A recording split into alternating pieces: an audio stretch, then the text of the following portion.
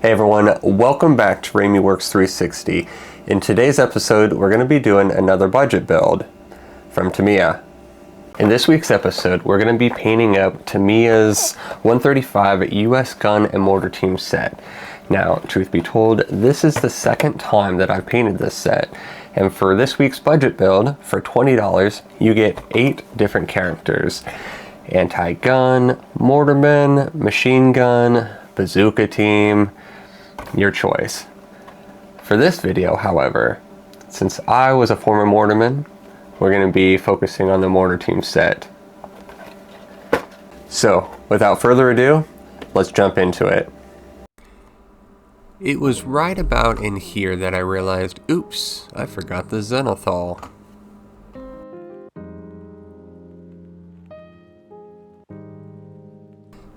As I said, I've painted this once before, and a few of those figures ended up finding a home in my supply point diorama. I started out by priming everything in black, keeping the figures dark and simple to begin with. From there, I used the airbrush to apply a soft zenithal highlight, letting the light naturally fall from above on the mortar team, the radial man, the gunner, and the assistant gunner. That first pass isn't about color yet, it's just about setting the mood, where the light will live and where the shadows will stay.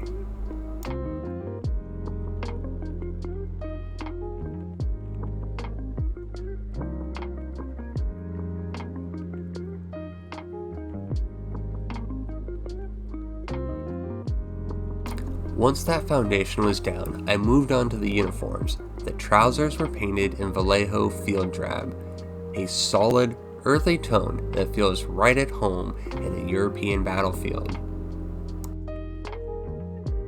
I slowly glazed the paint on. I wanted to build up the layers so I could get the exact shades I was looking for.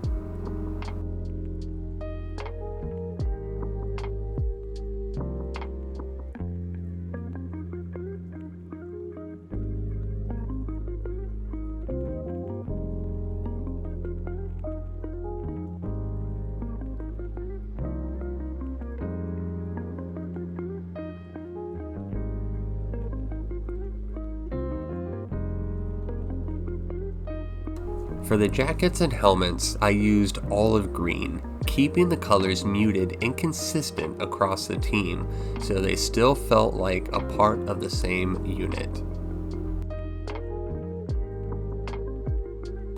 I really like how the colors turned out between the light areas where the sun shines down and the dark areas where the shadows would naturally be.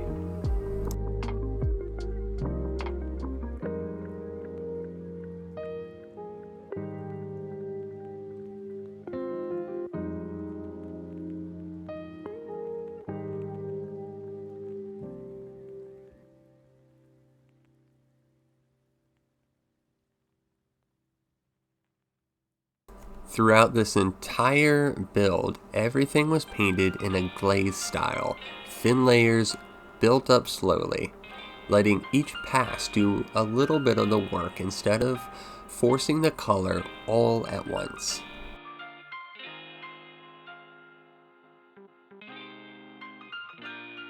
It definitely takes longer this way, but it gives you more control, and for me, that's where the figures really start to come alive.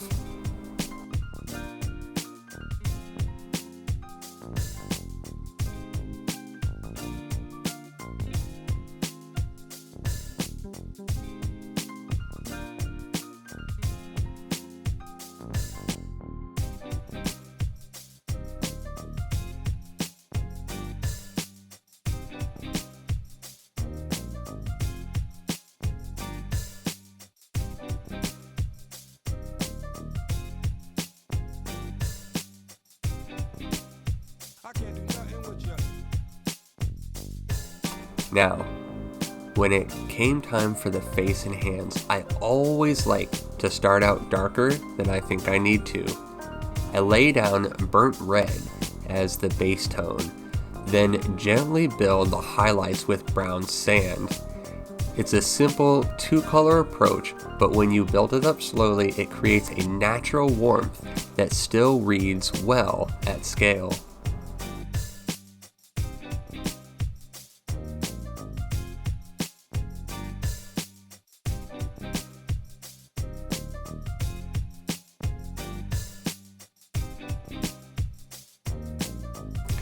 In the end, this set tells a quiet moment in the middle of something bigger.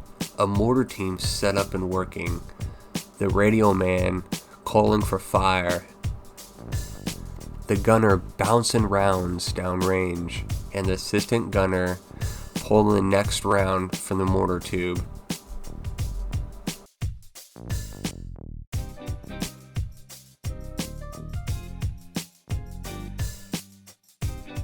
Boots, pistol holders, and entrenching tool handles were painted in burnt umber.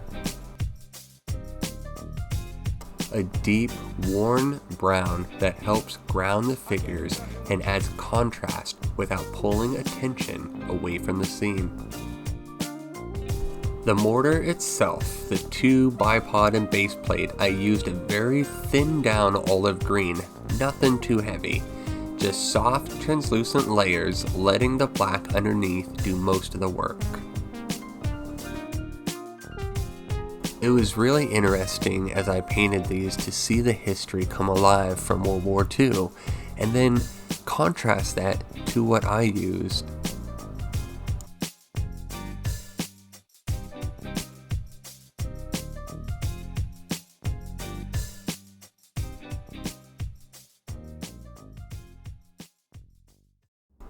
As I wrap this one up, this set feels a little full circle for me. It was one of the first figure sets I ever painted, and coming back to it now really shows how much time, patience, and practice matter in this hobby. I didn't try and rush this one. Thin layers, soft glazes, letting the lights and shadow do most of the work, and just trusting the process instead of chasing perfection. With each new project, I just try and get a little bit better each time, and enjoy building along the way. If you're new to painting figures, or even thinking about starting, I hope this shows you that you don't need a ton of fancy techniques to make something you're proud of. Slow down, build your layers, and let the model tell the story. If you enjoyed this video, I'd really appreciate you hitting like and subscribing. It helps the channel more than you might think. And in the comments, let me know what you'd like to see next. Another small diorama, a full scene build, or a return to modeling on a budget. Thanks for spending time with me, and I'll see you in the next one.